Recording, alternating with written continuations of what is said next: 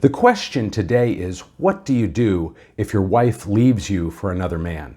Hi, I'm Jeff Campbell from DivorcedParentsClub.com, and I'm on a mission to help other people, mostly men, but also women too, to deal with the trauma that can come from getting divorced, both pre-divorce, post-divorce, relationships with your ex, relationships with new people, how all of that factors in. We'll get into some parenting things too, in case you have children. But the question today again is, what do you do when your wife leaves you for another man? That's not exactly what's been going on in my case. My wife asked for a divorce almost 11 months ago, and we're just at the tail end of that. It's going to be finalized probably within a week. She is in a new relationship, and it is a guy that she's known for about 7 years, but I don't actually think that was a factor in why she made the decision several months back to ask for a divorce. But in case it's your situation, that's what we're covering today. So, has your wife been having an affair with this person for a while? Chances are the answer is yes. Now, do they really madly love this new person? They probably feel like they do, otherwise they wouldn't have jumped ship from you to them. Most people will not leave what they have unless what they think they're going to is going to be better. And so she probably thinks life with this new person is going to be better. Is it? Chances are it won't be, and we'll get into a little bit more of that a little bit later in the video. But in most cases, what your wife is experiencing is something called limerence. And you've probably seen other videos on YouTube that cover limerence. What is limerence? Limerence is a kind of love. It feels like a really intense, passionate love where nothing else in the world matters except for your feelings about this person. And so when someone's in limerence, they get tunnel vision. They get focused, hyper-focused on this other person to the detriment of almost anything else. So if you do have kids, you might find that your wife is not being as good a mother to them right now as she had been or is capable of being, because she's so hyper-focused on her limerent feelings for this other man. Now, how long does limerence last? It does have a shelf life. That's the good news. It will expire. It will not last. And even if they would decide to get married, the divorce rates for a limerent relationship that was started as an affair are like upwards of 75%. So it's not going to last. Do take some comfort in that. But how long does it last? Well, unfortunately, there's a wide range of how long a limerent relationship can last. On the low end, about 3 months or so. But on the high end, it can last up to 3 years. Oftentimes, both of the people are feeling this limerence for each other. And so when one starts to drift away from their relationship, the other will pull them back in again. And then if you're behaving in certain ways that might push them away, and we're going to cover a little bit of that a little bit later in the video too, then that can extend how long this feeling of limerence lasts. But how can you win your wife back from another man? The good news is that you can. And that limerence feeling is going to be really, really strong, and they're going to be resistant to it. So there are some things that you don't want to do to try and win them back. So first of all, don't beg or plead.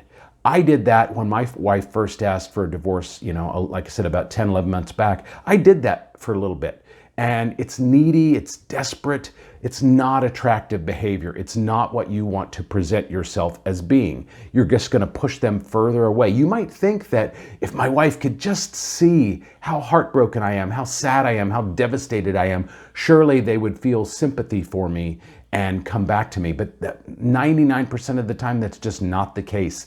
This is unattractive behavior, and chances are it's going to send them running to the arms of the other guy. The other thing you don't want to do, though, is you don't want to be angry and explosive and accusatory. Yes, your wife is cheating on you, and that's horrible. It's a horrible feeling. I have been cheated on, but unfortunately, I've also cheated once, too, in my wife's and I's marriage about a decade ago. So I've been on both sides of that perspective. But you don't want to be angry. You don't want to be accusatory. You might feel all those things. It's okay to feel all of these things. Find someone to talk to that isn't your wife. That could be a therapist. It could be your male friends, somebody, family members. Find someone to talk to so you do have an outlet for these feelings, because you don't want to just store them up inside and have them consume you. But don't express these things to your wife. Again, they're just going to push her further away and into the arms of the other guy. Do keep calm.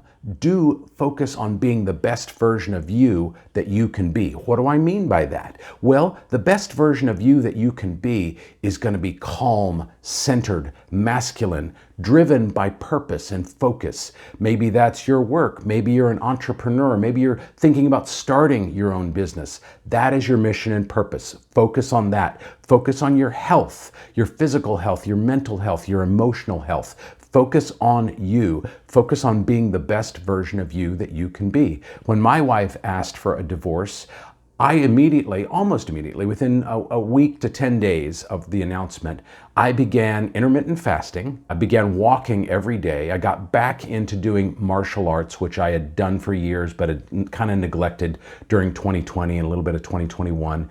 I just rediscovered all the things that I loved that brought me joy. I ended up losing about 25 pounds as a result of that. I also started meditating every day, initially for just 5 or 10 minutes, but now most days it's upwards of 30 minutes. And that brings me calm and centered energy.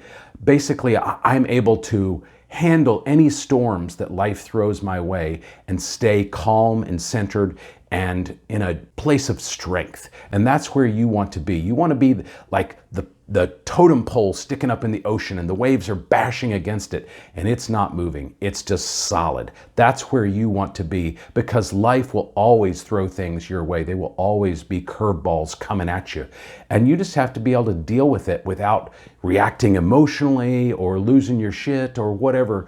You've got to stay calm, centered, and driven, and you've got to get back to doing the things that bring you joy. The other thing I want you to think about, this is especially true if your wife has moved out and is with this other guy. What I do want you to do, though, is not initiate contact.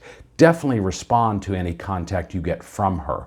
But as a guy that I follow on YouTube named Coach Corey Wayne says, match and mirror their behavior. In other words, if your wife or your soon-to-be or your ex-wife sends you a text, how long is that text? Is it 3 words? Is it 1 sentence? Is it a paragraph? Match and mirror what she's sending you when you respond. When you respond and you're asking her a question, does she respond immediately or does she take a long time to respond?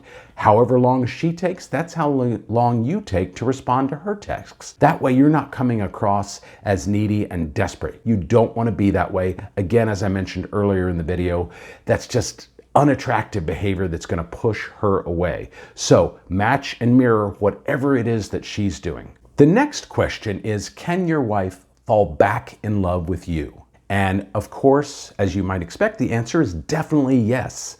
Love is an emotion and it's based on attraction. And we can put out attractive qualities and attract people to us, or we can put out unattractive qualities and push them away. So it is entirely possible for your wife to fall back in love with you. Now, if they are in the middle of a relationship with another guy, that can be a little bit tricky. So I want you to take things slow.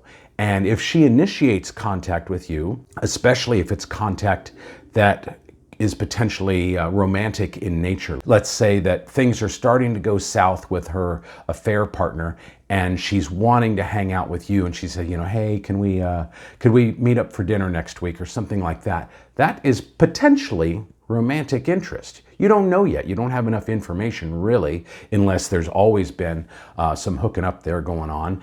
And you do want to take advantage of that. However, you don't want to push her into going in a certain direction. You don't want to push her to label whatever this is. Let it be her idea and move things along slowly. She's going to be scared, especially if you were doing things while you were married that were pushing her away or that were turnoffs. Maybe you had a quick temper and you were always losing your shit, and that's unattractive behavior that will push women away. Women want to feel safe around you. They want to feel your strength. They want to know that you're their rock. And when you lose your shit all the time, and I was guilty of this some in my relationship, that's unattractive and pushes them away. So they want to see that you're solid, that you can take whatever life throws at you, including what she's throwing at you.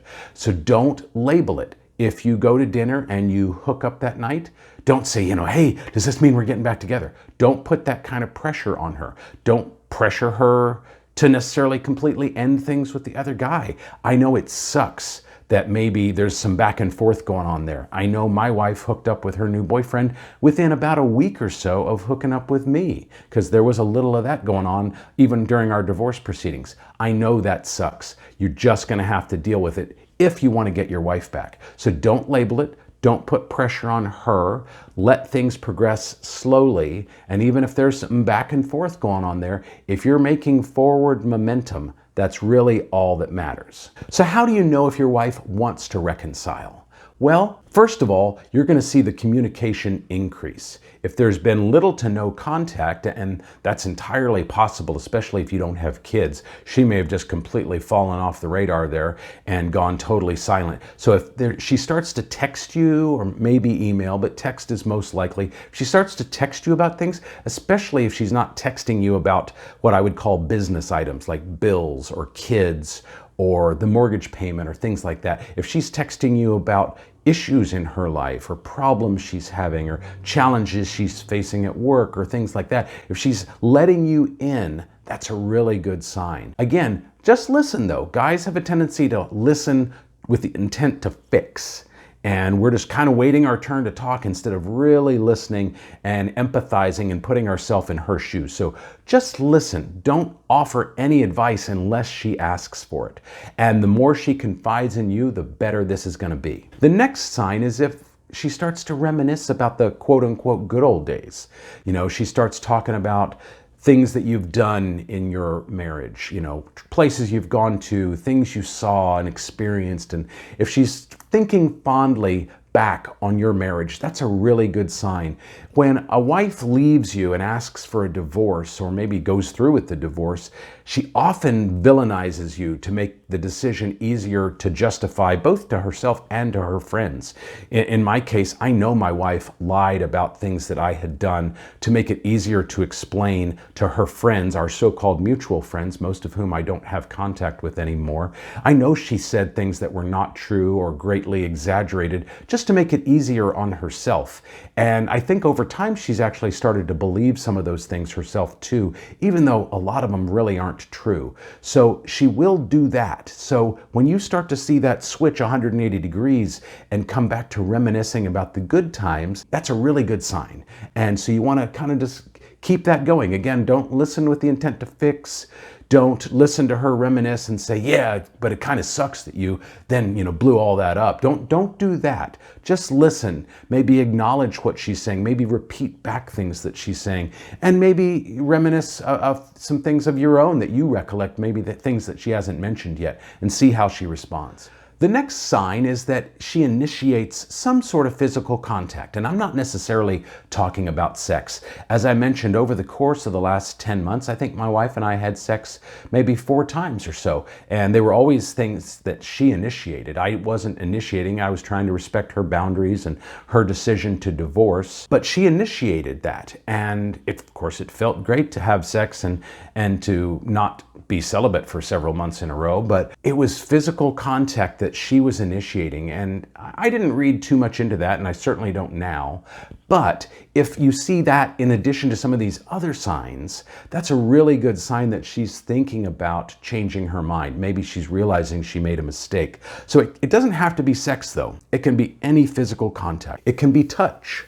Like that. It could be that she hugs you regularly. It could be a kiss on the cheek. It doesn't have to be sex, but it could be. Any physical touch is better than none and is a possible sign, especially in conjunction with some of these other things, that she wants you back. And the last thing is that she's coming to you with problems. She's confiding in you. She's sharing her innermost feelings with you. You feel like an emotionally safe place for her to come and dump. Now, if I don't want you to be an emotional tampon, as some people say, every time. I don't want every conversation to just be her dumping on you and you sitting there and taking it. That's not fun. And especially if it doesn't seem like it's escalating towards a romantic relationship, you don't want to be just her male boyfriend that she dumps and vents to every time. But if it's building, if you're seeing some of these other signs and you feel like it's building towards something, then that's great. What that means is that she trusts you. You are her safe place. You are her rock. And she's feeling safe enough to open up and be vulnerable with you. And that is a really, really good thing and another really positive sign that she might want you back. So what are the top takeaways I want you to get from this video? First is focus on yourself and focus on being the best version of you that you can be. If you've neglected your body, get back in the gym. If you've neglected your friends, get back to hanging out and doing activities. I went playing pool this week. I went to a comedy show. I hit the gym 3 times. I did martial arts 3 times. Get back to doing the things that bring you joy and that make you the best version of you that you can be. Then I want you to respond, but not initiate contact. I respond to my wife's texts all the time, but unless it's something to do with our kids, I very rarely initiate contact. And then I want you to respond however she is responding to you. In other words, if she responds with 3-word sentences, you do the same thing. If she responds with a paragraph, that's a good sign. You respond the same way. If she takes an hour to respond to your texts, you wait an hour before sending her a reply. Do exactly what she is doing so that you don't seem needy and desperate. Then I want you to avoid doing things that are going to push her away. Being needy, being desperate, being angry and accusatory and losing your shit. Those are all really unattractive behaviors that will push her away and push her into the arms of the other man. You don't want that, so don't do those things. It's totally okay to feel those things. Find a healthy outlet to get those feelings out. Whether that's a therapist, I see a therapist, whether that's your guy friends that you hang out with, and I do a little of that too. I'm just careful not to make every encounter just me whining and moping. Yeah, your friends are gonna get tired of that. But a little bit of that is fine. It could also be family members too, but don't dump all that on her if you want to attract her back. Then I want you to look for subtle signs of interest. That could be a little bit of physical touch. It could be her initiating wanting to have sex. It could be her feeling safe enough to confide in you with her deepest feelings. And if she's confiding in you about her feelings for the other guy, I know that sucks to hear, but that's a really, really, really good sign that she trusts you enough to be vulnerable with you about that. And that means her feelings for him are waning and her feelings for you are growing. So be strong, keep your resolve, listen without the intent to fix. That's a really good sign if she's confiding with you about stuff like that. And then lastly, don't rush to reconcile. I know, especially in my case, my wife asked for a divorce 11 months ago, and the divorce is going to be finalized here in a week or so. And if she did come to me and want to reconcile, and I don't think that she will, but if she did, I wouldn't be in a rush to label it. I wouldn't be in a rush to, oh, let's get the divorce annulled. I don't even know if that's a thing, or let's remarry now. I wouldn't be in a rush to do that. I wouldn't be in a rush to call her my girlfriend. I would just date her, take things slowly and see where it went. I also, and I know this sucks, but I also wouldn't push her to completely end things with the other guy if they hadn't ended. I know it sucks to be in that situation, but if my goal was to get her back, and that's not really necessarily true in my case, but if it was, I'm not going to push her to do any of those things. I'm just going to let her come to me and we're going to move slowly, and then when things do advance to the next level, it's going to be her idea and I'm just going to go along with it. I hope this video helps you. If you want to see me address a question in a future video, leave me that in a comment down below. Don't forget to hit the thumbs up and the subscribe button. It helps my channel grow and help more people just like you and me. But for now, I'll see you in the next video.